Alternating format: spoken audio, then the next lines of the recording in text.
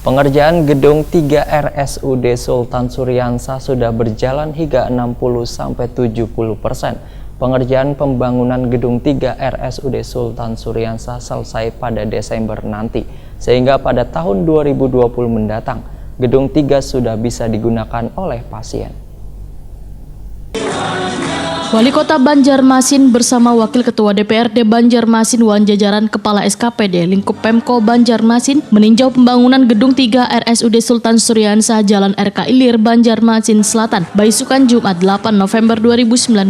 Wali Kota Banjarmasin Ibnu Sina, Wahitakoni Prima TV menyatakan pengerjaan Gedung 3 RSUD Sultan Suryansa sudah berjalan hingga 60-70%. Politisi PKS ini pun menargetkan pembangunan Gedung 3 akan selesai pada Desember nanti, dikarenakan lantainya sudah selesai.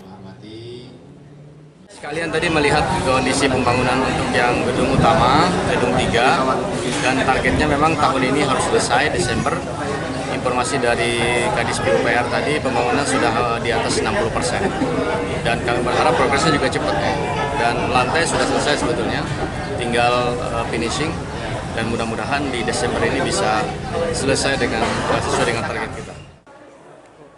Kepala RSUD Sultan Suryansa Banjarmasin Dr. Sukoco menyatakan, bila pengerjaan pembangunan Gedung 3 RSUD Sultan Suryansa selesai pada Desember nanti, hingga pada tahun 2020 mendatang, Gedung 3 sudah bisa digunakan oleh pasien. Menurut Dr. Sukoco, Gedung 3 nantinya akan dipergunakan untuk ruang rawat inap, ruang operasi, dan ruangan bagian teknologi.